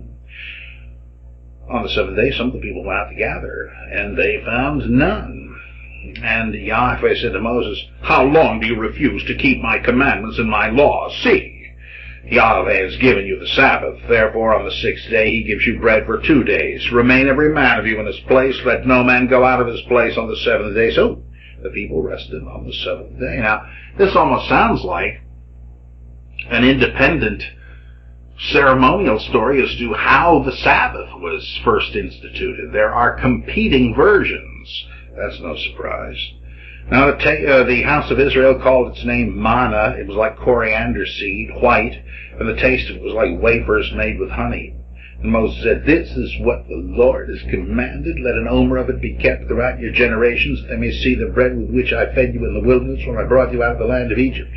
Moses said to Aaron, take a jar and put an omer of manna in it and place it before the Lord to be kept throughout your generations, and so on. Well, of course they did, and they're explaining the stuff that is in the holy box, the holy Ark of the Covenant. So this part is a ceremonial etiology, but most of it is, again, what I call one of these geological stories, because it's trying to explain the origin of manna, which still existed in the writer's day and still does today. If you've ever read that book by somebody or other, Kelver, The Bible is History, he points out that, yeah, there is this kind of edible honey-like flake that grows out of plants in the Sinai Desert, and people eat it.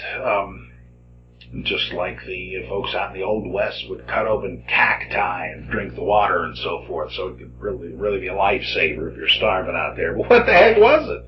It's the bread of angels. Now, once they introduced the Sabbath theme, that's certainly unhistorical, right?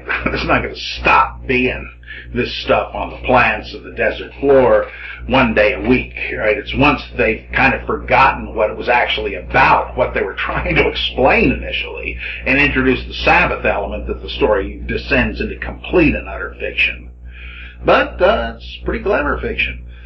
You got another version of this in Numbers 11, 4 through 9.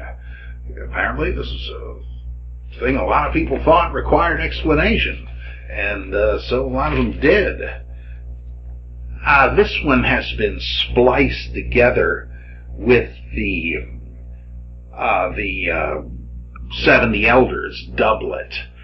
But if you want to take a look at it, I think I will leave it at that and just say it's in Numbers 11, 4 through 9. And you'll see it's the same thing. Did it happen twice? Well, no, it needn't have. It's just there are two versions of it, and you don't dare ruffle anybody's feathers.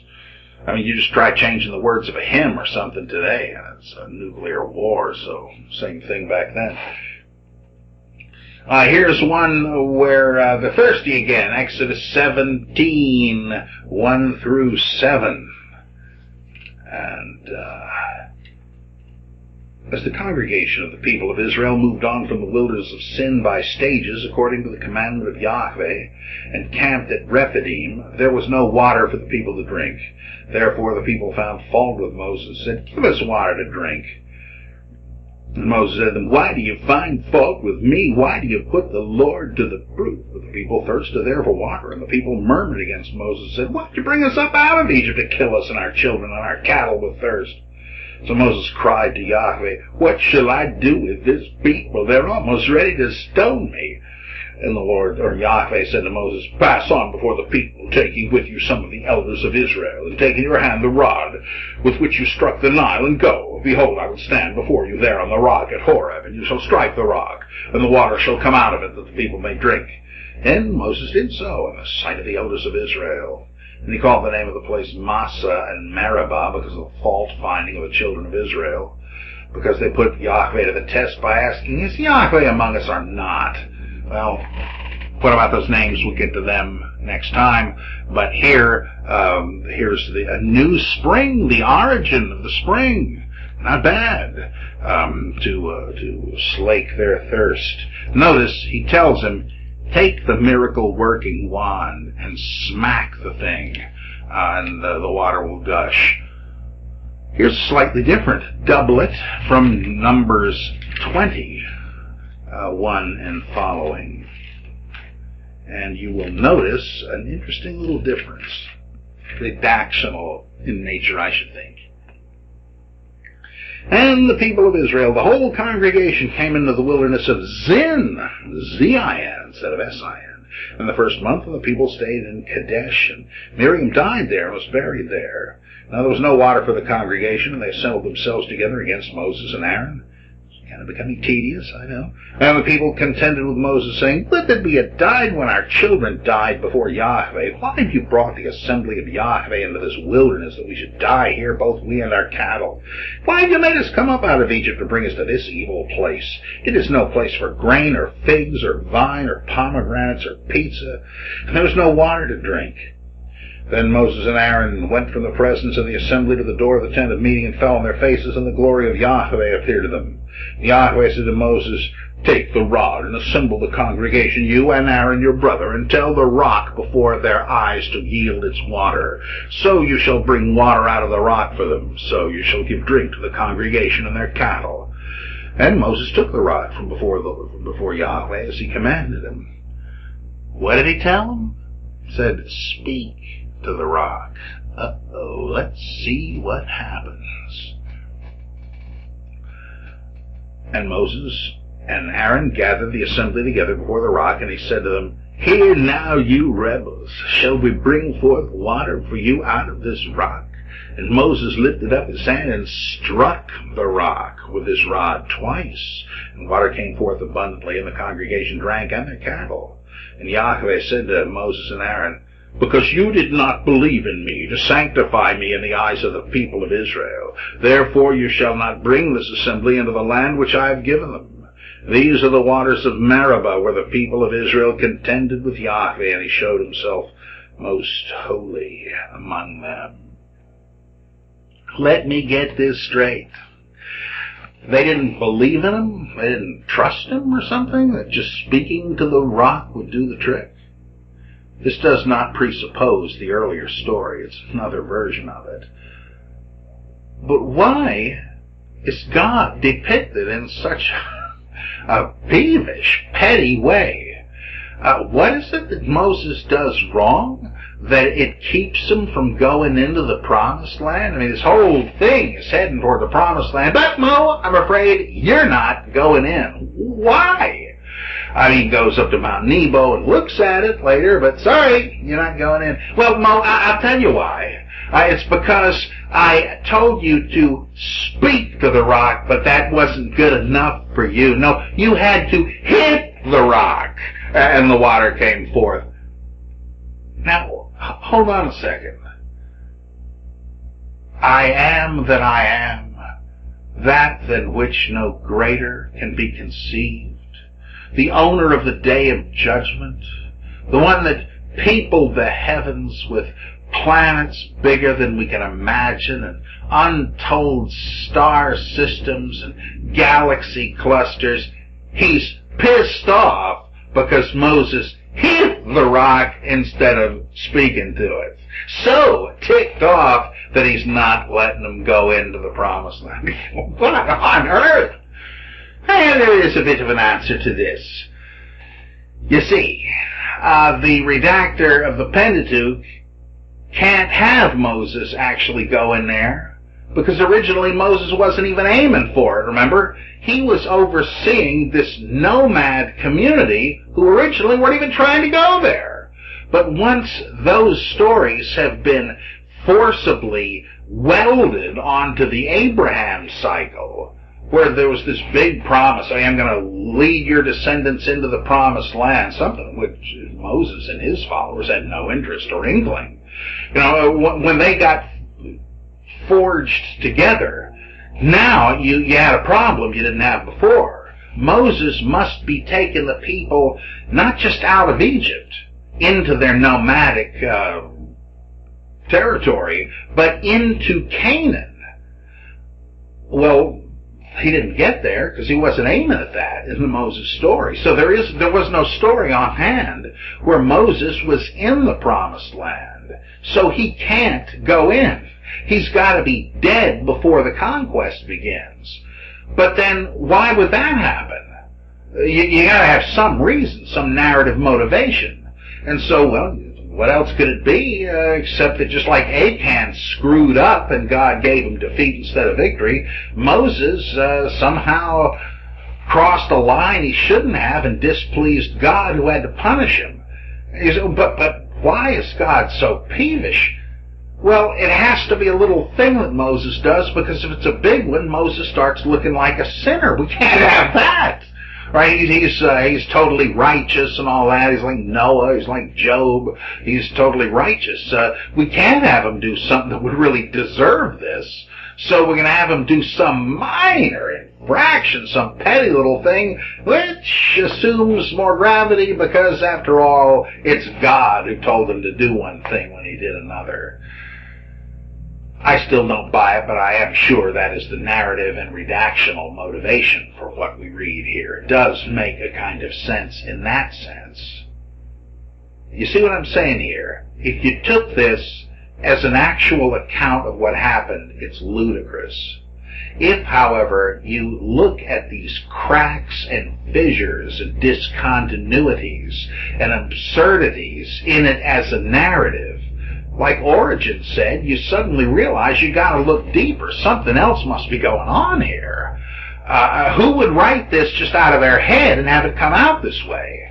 Well, Origen was looking for allegorical depths of meaning. That's just a game I think it's pointless to play most of the time. But here I'm saying you do the higher criticism. You assume that there are tectonic plates moving underneath the crust of the text, and that is because there's editorial work that has to be done if you're to preserve all those sacred patches in the quilt. And that's why it comes out this way. It's usually pretty easy to figure out. So on the surface, looks kind of ridiculous. But it isn't ridiculous. It's very clever. You just need to apply the critical eye. So it's the higher criticism that vindicates the text as not stupid. It doesn't vindicate it as historical. There's no reason it should. There's no particular reason this should be historical. What is the problem with it being fiction or legend or whatever? And indeed, once you realize that it is, it starts making sense. It isn't the product of imbeciles. It's the product of very creative redactors with limited options. So I think it is I who am championing the Bible and its proper understanding and getting its authors off the hook. It is not the literalists who insist that this is a blow-by-blow description of what happened. If it is, you got an insane God and a bunch of morons that are following him for some reason. It becomes like a Monty Python movie. Well, all right, enough blasphemy. Let's just finish this off with a couple of other stories of a well being created, supposedly. Numbers 21. We have the origin of the well of Bay Air. Now, I know in the English translations it looks like it's saying the well of beer, but that's just fortuitous. It's a false cognate. So this is Numbers 21:16 through 18. And from there they continued to Bay Air. That is the well of which Yahweh said to Moses, gather the people together and I will give them water. Then Israel sang this song. Spring up, O well, sing to it, the well which the princes dug, which the nobles of the people delved with a scepter and with their staves. And from the wilderness they went on to Matana, and from Matana to Nahaliel, and from Nahaliel to Bamoth, and from Bamoth to the valley lying in the region of Moab by the top of Pisgah, which looks down upon the desert. This is probably a quote from the book of the Wars of Yahweh. It speaks of how it had been dug out by someone else. Not exactly a miracle in the same way the others, but providentially noticed, at any rate. Now, there's an even better one of these over in the book of Judges involving Samson, the great hero, the great goofy hero, you might say. He is originally the sun god, and he's been taken down from a legend, from a myth to a legend in which he's kind of a demigod, but in human form. And he's an outlaw. He's really harassing the Philistines, enemies of Israel. And they decide to ambush him, and it backfires on him. He's a little too smart for him. Let's see. Yeah, all right. This is Judges 15:9. Then the Philistines came up and encamped in Judah and made a raid on Lehi, which means jawbone, by the way. And the men of Judah said, why have you come up against us? They said, we have come up to bind Samson, to do to him as he did to us. Then 3,000 men of Judah went down to the cleft of the rock of Etam, and said to that's Samson's hideout, said to Samson, do you not know the Philistines are rulers over us? What then is this you have done to us? And he said to them, as they did to me, so I've done to them. I'm not getting into the whole backstory here, right? But the Philistine overlords are going to take reprisals out on these people because of what Samson did, and so maybe you guys can persuade him to hand himself over to us so we won't have to do anything more to you. So they made an embassy to him. And he said, hey, look, I've only returned evil for evil here. You can't blame me for that.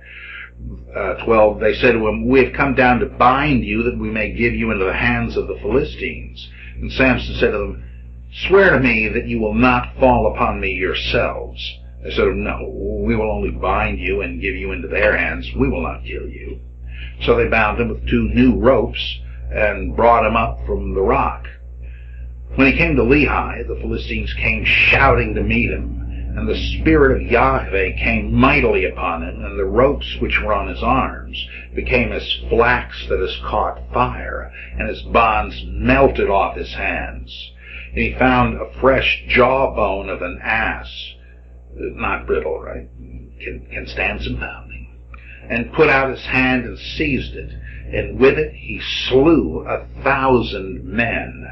And Samson said, with the jawbone of an ass, heaps upon heaps, with the jawbone of an ass have I slain 1,000 men. When he had finished speaking, he threw away the jawbone out of his hand, and that place was called Ramath Lehi, hill of the jawbone.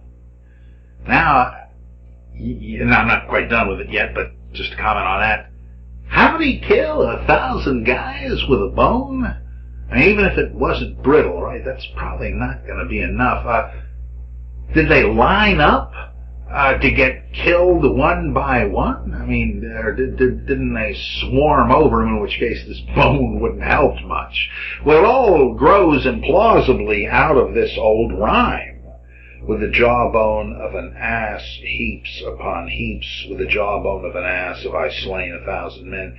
It must originally have said, at Lehi, I have heaps upon heaps. At Lehi, I've slain 1,000 men. Not actually with a jawbone, but the jawbone is a topographical feature, and some ridge looked like a jawbone because it ascended gradually and had boulders on it. There's several Lehis for the same reason in Israel. So interesting how this story grows out of this lyric. But that's not the geological part.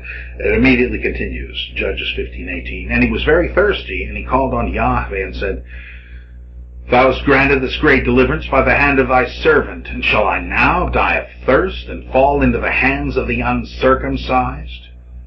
And God split open the hollow place that is at Lehi, and there came water from it.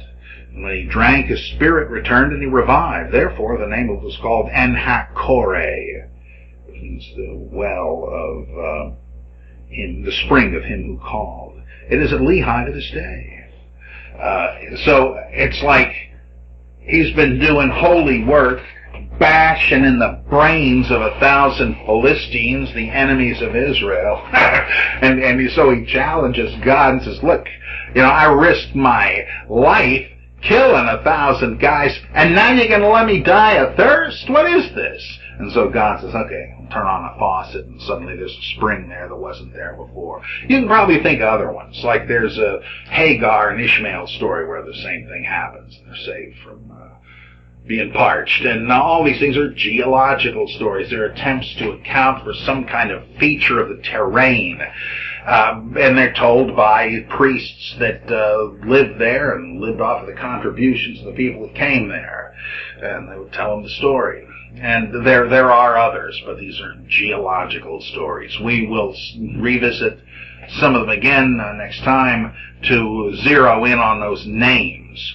These stories would be like snowballs. They'd be told for one reason, but then as they're retold, somebody says, hey, I could explain this particular name if they were over here, if this was the spring, or this was the mountain, or this was the hill. And so you got multiple functions for these stories eventually. So we got to go back, double back, and see some next time. But we will spend most of our time on the remaining two categories, that of etymological stories, name origin stories, which are really fascinating and fun, and then ethnological stories, which, as I list them, account for Israel's relations with the no-good Amalekites, the lousy Edomites, the rotten Canaanites, the dirty Amorites, and the highly annoying Midianites. And so we'll wrap some of those up next time. And again, stick to the historical Moses course here, because that's one way we can carry on the legacy of Jonathan Heston. We'll be doing it next time.